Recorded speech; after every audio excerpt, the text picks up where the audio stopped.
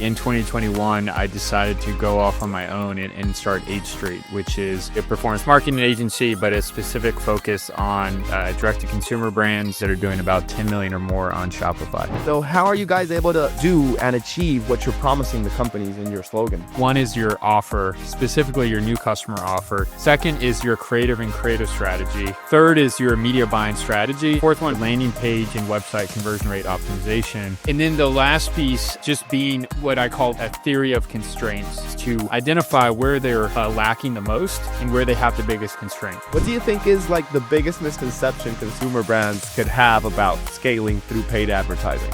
Everyone's very tactical. You really have to think about your business as a system and think about all these interconnected parts and really try to figure out where you're struggling the most and focus all your attention on that. Hey everybody, thank you so much for tuning in. My name is Andres Figueira and I'm going to be your host for the day. This show is brought to you by the Global Talent Company. We're helping fast-growing teams hire exceptional remote talent from Argentina, South Africa, and beyond. We connect companies with world-class professionals who bring skill, reliability, and a global perspective to every role. And just for our listeners, we're offering an exclusive 10% discount on your first hire. All you need to do is visit theglobaltalent.co, click Start Hiring, and mention the podcast listener discount when we get in touch. And today, with me here, I am speaking with Hal Smith, founder of H Street Digital, the only agency that promises 8-figure brands that they will 2x digital advertising revenue in 90 days without raising acquisition costs. So Hal, how's it going, man? It's a pleasure to have you on the show. It's going well. Thanks for having me. And Hal, just so that we can start getting the audience a bit more in context and to understand better who you are, would you be able to give us a bit more of your background and how everything with H Street Digital started? Yeah, for sure. Yeah, so I've been doing performance marketing for 10 years now. I was a performance media buyer at a couple different agencies. And also throughout those 10 years, I guess I'd helped start and scale, 3 different performance marketing agencies. So I was an early employee at each of them and helped spin up teams around that. And then really in 2021, I decided to go off on my own and start H Street, which is, effectively a performance marketing agency, but a specific focus on direct-to-consumer brands. And within that, it's basically brands that are doing about 10 million or more on Shopify. So in terms of you branching out and deciding to do this for yourself, was it because you felt that you had enough experience to just take on this endeavor alone, or was it more of like, I just want more freedom? It's such an amazing question. I think every founder should be asked this when they start, and then like 5 years into it, and then probably 10 years into it, because I think it changes. And so, yeah, why I started the agency, one is I was intentional about joining agencies as an early employee because I wanted to learn all the skills at the very beginning, right? I wanted to throw myself in there and quickly have to just figure things out. And being an early employee at agencies, I think, creates that opportunity. And I did that with the intentionality of, hey, I'm going to go learn all these things from these people, do all this work, so I will have the skill set to go and start my own agency. So it's definitely part of my goals. The second thing was, I think, was just financial freedom. I realized working, in this space that you're not really going to have the financial outcomes you want if you continue to work at agencies, right? There's just a hard limit to the salary you're going to make after a certain point. And I think the third thing was this classic misconception that founders have, which is, I'm so good at this thing, I'm so much better than my boss, I know this better than everyone else, I can go start a company around it. And then only until you kind of realize that being really good at the thing doesn't mean you can go build a company. Those are 2 different skill sets, right? So but yeah, those are the 3 things. I thought I was pretty good at what I did and I could start a company around it. 2, I wanted the financial freedom.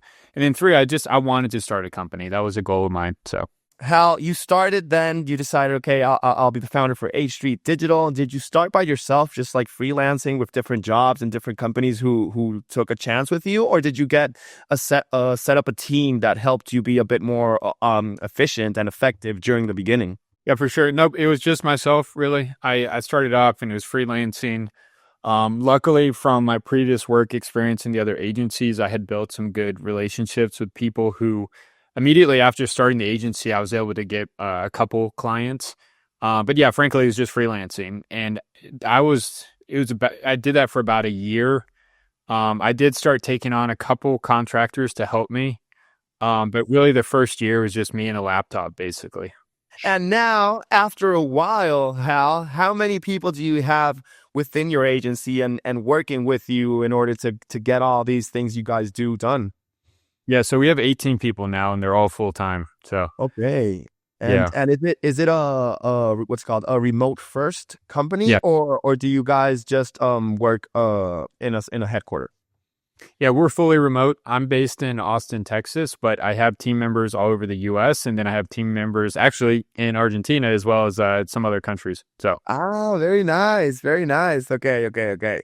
And now, in terms of, I believe now I've understood a bit more of how H Street Digital started, but then I want to pick your brain into how you guys, like into your marketing philosophy, and you guys saying that you promise eight-figure brands that they'll be able to 2x digital advertising. So, how are you guys able to actually do and achieve what you're promising the companies in your slogan?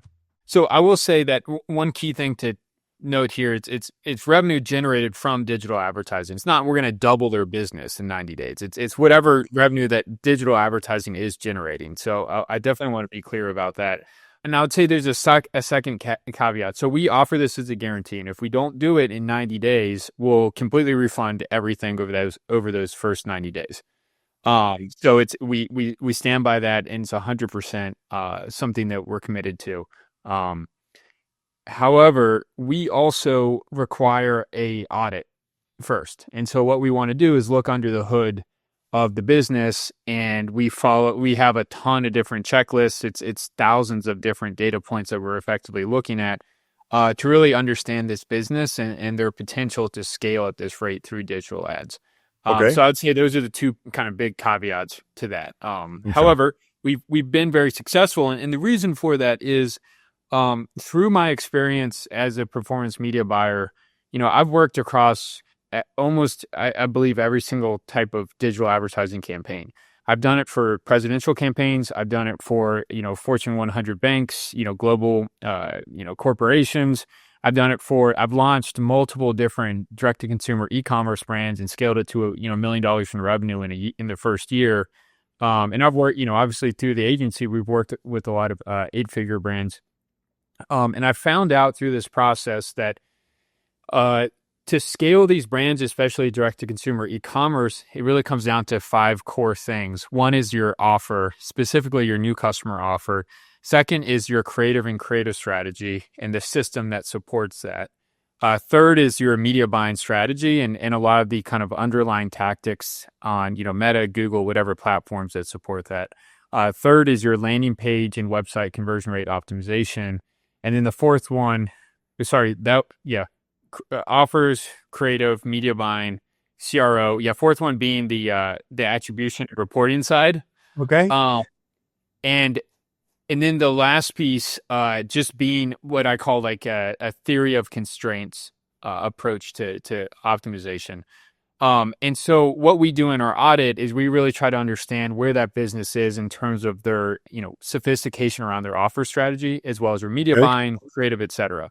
Once we map that out and kind of figure out where they sit on that level, we are able through theory of constraints to identify where they're lacking the most and where they have the biggest constraint. Typically, it falls into their creative strategy. And then with that, we have a pretty clear idea of how to get them, let's say, from a scale 1 to 10, from like a 3 to an 8, right? And if we can solve for that, we unlock that constraint and it makes a significant impact on the business, right? And so all we're doing really is going throughout those different kind of what we call performance levers, identifying where they're lacking the most sophistication, the most rigor, and then we just solve for that very quickly and then get them to a much better spot. And we just kind of constantly cycle through these different areas. And then we do that through these 90-day sprints. And typically that first 90 days is where we uncover the biggest, most thorny problems. And if we can go solve for those problems, all of a sudden everything kind of, unlocks, and then they get a ton of growth in those first 90 days. And that's why we have that guarantee. Wow, that is so cool, man. Like the way that you just framed it and how you explained it makes me feel like you guys really do have a very nice standard operation procedure for analyzing and auditing these companies. And in terms of when you're looking at those performance levers, I believe is what you called Mhm. them. Yeah. When you're looking at those, are you guys leveraging AI in any certain way that is unique or a bit different to what we already know is the norm? But just wondering how you're getting help with that trend as well. Yeah, so we are trying to leverage AI more and more every week. The most immediate impact that we've seen is it allows for the research side of things on Crave to be much faster. And so an example there is if we go look at a brand, historically, we would have to go through their ad library. We'd have to go through competitors, look at all the types of ads they were doing. We would go through Reddit reviews. We would go on to their customer review, plugin software, Akendo, for example. We'd go read those reviews. We would do some like market research, et cetera. And that took a ton of time. And, it would be hours and hours of work. Well, now, you have plugins where you can just get an LLM to go export all of Reddit that mentions this brand or topic, and then just get all that information condensed in one place. And then you can go just chat with it and try to figure out, hey, like, who are these kind of micro personas that we should be targeting? What are their key pain points? What are the constant themes that keep being mentioned in Reddit? But that is so much faster now, and it allows for our creative research to just be significantly more efficient. And so that's like one good example where it just really sped up the amount of time, because before that we'd just be clicking through Reddit threads, right? And that's just very time consuming, right? Yeah, and it's like a mundane task that you would put somebody on your workforce to actually do, but they could be spending so much more time doing something more efficient that now an AI can just look at all that and just tell you, hey, this is something you need to check out or maybe review. But okay, totally get that.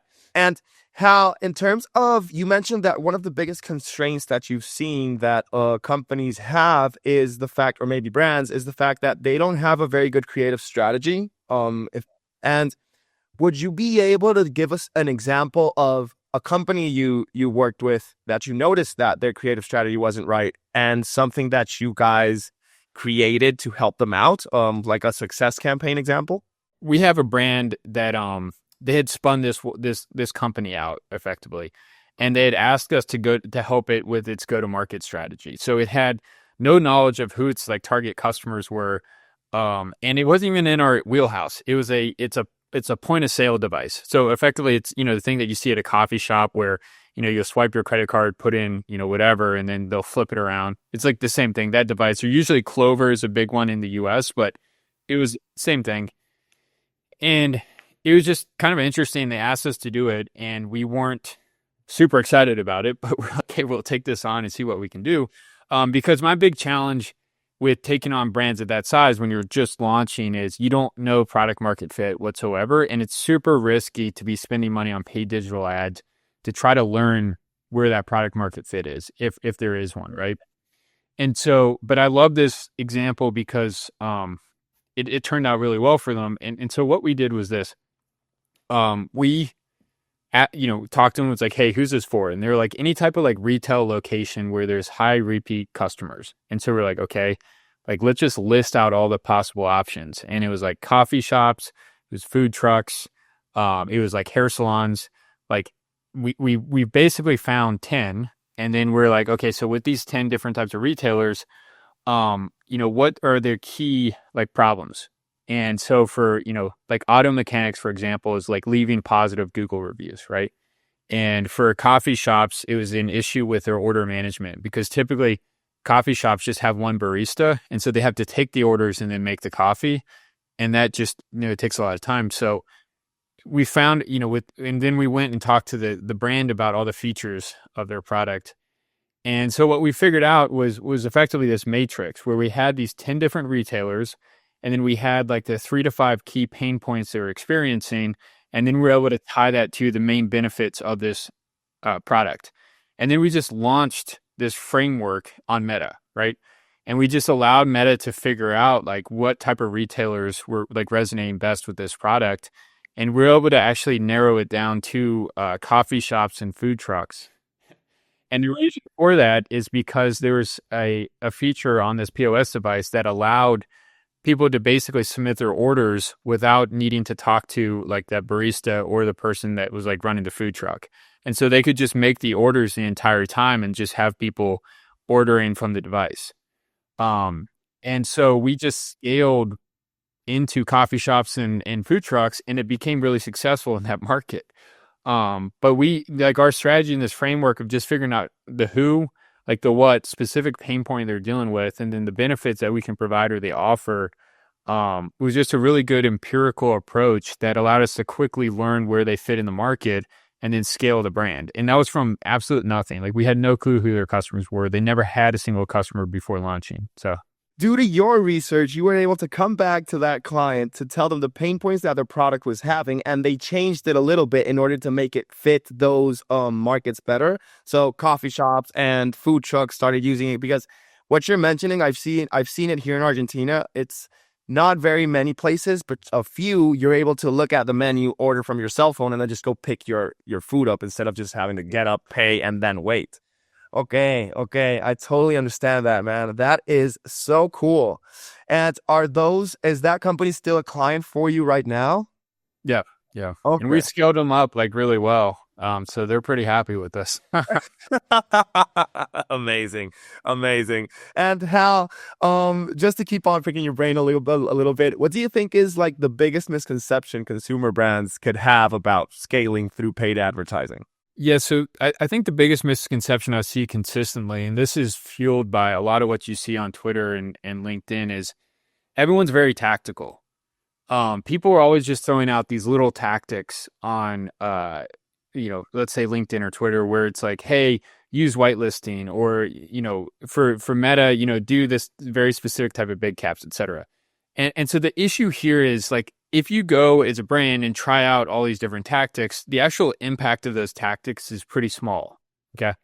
And this is where we go, like one of our kind of key thesis here is like theory of constraints is you really have to think about your business as a system and think about all these interconnected parts and really try to figure out where you're struggling the most and focus all your attention on that. Like really think uh, systematically, right? Um, and so that requires like strategy and like higher level thinking. And so the challenge I have is I go onto Twitter and LinkedIn and I see people like throwing around these tactics, and then all of a sudden our clients will hop on a call and be like, let's go try this thing out. And it's all this like chasing shiny objects. But the reality is you have to figure out like, where's your biggest constraint? And is this like a high variance area where if you solve for that constraint, you'll really unlock things for you? And so like a good example would be typically a big unlock for clients is just really improving their offer. Generally, like a lot of people like, hey, we're just selling this product and we have a couple ways of speaking about it. They don't really think like, is this really valuable to my customer? And how do I speak about it in a way that gets them really excited and wanting to buy it today, right? And are there other things we can kind of add on to this product that, would make the customer would help you really differentiate against other like competitors or other brands, but no one really thinks about their offer. And I think if people really focus on their offer, they could cut their customer acquisition cost in half, right? Um, but most people, want to be like, hey, let's go tweak this thing on TikTok or go try this other little thing on Instagram. And I think those tactics that you see all the time that are flying around actually are super low impact. It's like you have to really take a step back and figure out like what are the key things that are problematic for the business today, and then how do we obsess over that and really unlock that constraint. I see the logic behind it as well. And I once more I mention it, like I really like how you're able to detail the process in such a step-by-step way, because I feel it's been really studied by you and everybody at H Street Digital. But that also makes me wonder, how do you believe that other agencies are doing something that is wrong compared to how you guys are taking the direction, how you're solving these brands' issues and helping them out? Not to speak ill of other agencies, but just want to know what you feel is what differentiates you from the rest. Yeah, it's funny that you say that too. Like I have trouble now speaking ill of other agencies because I feel like like all agency owners I've met have the best intentions in mind, and they're smart people that work at all these agencies. And typically the issue with most agencies is they've just had some type of growth problem, right? Maybe they hired too fast or they haven't built good enough systems. And then unfortunately the clients experience that. And then they're like, oh, these guys are bad, but truly they're not bad. Like they're just like every agency is trying to get better and trying to do the best they can. It's just they've hit some type of inflection point that causes issues. But to your question, I think, kind of we focus all of our work on these 90-day sprints. And in these sprints, we commit to certain outcomes. And so our idea is this. When we do an audit, for example, when we first start working with the client and we identify a certain area that we believe to be a big constraint, we quantify the impact of if we had done this thing, how much is it going to improve performance, right? And then we figure out how long it's going to take to, realize that impact. So for example, it's like, hey, we're going to test this new persona on creative. We're going to test it over the next 60 days. In 60 days, we expect this to improve our CACs by 10%. And then we commit to that. We put that up. We have this full 90-day plan on, and we work across it with the client. And we basically hold ourselves responsible to those outcomes and those KPIs. I don't know of a single agency that does that. And I think for us, like one of our core values is own the outcome. So we're constantly setting these goals. We're setting some type of measurable KPI assigned to these goals. And then we're figuring out the time frame when we're going to reach it, and we commit to it, right? Okay. And it's really hard, and it honestly like freaks people out. It freaks when I interview people to be a growth strategist for the team. It scares a lot of people because they don't want to be held accountable in that extreme level. But I think if you have that level of accountability and focus, and you follow these 90-day sprints, you make a real impact on these brands. And then, we can keep, scaling these brands and everyone's happy, but it requires a ton of accountability and ownership, and it's really stressful. So No, I can totally imagine. And as you were telling me like what you felt differentiated you guys, the only word I had in my mind was accountability as well. I was like, okay, these guys are being accountable for what they're promising, and that is something that generates a lot of trust. And from the way you're framing it as well, I feel that when you do these 90-day sprints, then your team is a bit spread out in making sure everything works for that brand or company in those 90 days. Do you have like a limit of customers you take on at a time, or do you just a free for all and help out everybody as much as you can? no, we have a limit. Like effectively we take on we try to do about like 3 clients a quarter is our amount. So we're actually, we have 16 clients right now. And yeah, our goal is just kind of limit to about 3 clients a quarter. So basically like 1 a month is what we'll take on. And sometimes too, it's like, we have really low churn rate as well. So the reality is we're not actually looking to take on a ton of new business. We're just trying to find the right partners where we really believe we can, scale them. We're going to work well with them. We can build a high degree of trust because, our biggest challenge too is, we want to work with people who truly want to scale at the same rate that we believe we can scale them. And a big challenge we have right now, I believe is, and this is kind of a macro thing, but there's a lot of constraints right now in this DTC market, and it's a little challenging. But yeah, we limit it pretty seriously. And we also, we turn away most brands we talk to on the discovery side. But I think it's like, it allows the team to be healthy and allows us to do really, really good work. So. And do you have like any theory or prediction of how DTC brands will survive and thrive like in the next few years? Yeah, I think one is, brands that are lean and really focused on profit, I think are obviously going to do well over the next couple of years. I think ones that keep their head count really low and are obsessed about that, like they just try to build as much leverage within the brand. They also potentially, use vendors like us that they can plus up or down. I think another thing is brands that really they care about their brand and they really try to like walk the walk in terms of whatever they're presenting on their brand. I think building brand equity and then really backing that up is super important. I think there was a time where it's really easy to spin off a drop shipping company and then like a brand that looked good, but it was all kind of just BS. Um, consumers have figured that all out at this point, and I think it's really important for people to really think about the kind of the quality of brand they're building and how they're really engaging with their customers, because that creates good repeat customers, it creates good word of mouth marketing, and there's that kind of organic flywheel that starts to happen. Uh, I think that's super important, especially in today's landscape with like compressed margins and issues with tariffs, et cetera. Like, you really need all the quote unquote free marketing that you can get. The paid side is really hard for DTC brands today. Even with like consumer goods from DTC brands, like, I don't know, TikTok shop, you can find so many things that are super cheap but they don't have any value. The brand promises they're great, they're very bad quality, and it's like, I feel I'm getting scammed. And from many companies that I've talked with in this podcast, one of the things I've noticed most is the importance of the organic marketing they achieve by staying true to their mission, to what they're promising, and how just literally word of mouth got them to be a lot bigger. It's amazing. But I do agree with that. In terms of H Street Digital, what are your priorities for the company or the agency in the next year? Like for 2026, what are the main things that you guys want to accomplish as a team? I think number one thing is we want to really get ahead of this disruption around AI. It's happening in a lot of different ways, but I would say there are three big things that I think people really need to be aware about in D2C e-com. One is agentic commerce. So this concept that you're going to have these, agents, AI agents that are representing both brands and the consumer and potentially talking to each other and avoiding this whole ecosystem that we work in, right?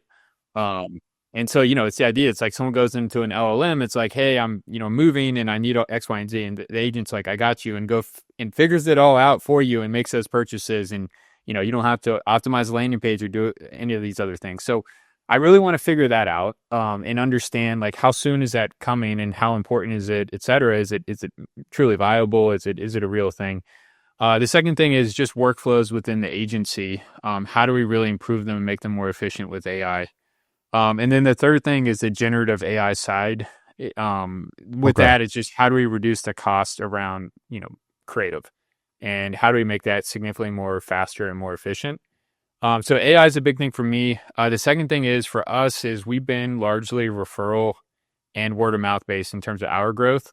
It's been great for us, but I would like to grow faster. So actually going back to your question around, these, how many new clients we take on, I hope to expand that capacity pretty quickly, because I want to build out like a true dedicated sales, motion, and basically do a better job in terms of outbound, for us. And then the third thing I think is big for us right now is we're really trying to do a lot better job on the kind of reporting, data collection, analytics side for the agency and building out a lot more capabilities in-house. So with that is like, we're building out this data warehouse where we're aggregating a lot of our client data to kind of understand better macro trends. I think that's going to be super powerful, especially if we put an AI agent on that and we're able to, kind of chat with it to do better analysis and reporting. So for us, those are the big things we're thinking about right now. And I'm super excited about it. So No, it sounds exciting, man. And I've said it several times in the episode, but I really feel that you have your shit together and you got all these steps lined up, perfectly planned. And I don't see a single flaw in what you have already like imagined what's to come, because I do believe that is the direction in which things are going. So it's best that you're ahead of the curve and make sure you're with like everything that has to do with AI, that you're already like doing that before it even comes out. But that is super cool. And Hal, I just noticed that we're almost at time. So just wanted to say thank you so much for hopping on the episode, man, for providing such good and technical insights about everything. So I believe the audience is really going to get a kick out of this show. So yeah, I really appreciate your time, man. awesome. Yeah, I appreciate you having me on. It's been great chatting with you. I felt like it's just super natural, just conversation. So, yeah. I'm glad. That is what I was aspiring for. So I'm very happy that it was able to be translated during the show. So yeah, without further ado, Hal, thank you so much, man. Have a good one. Awesome. Thanks for having me.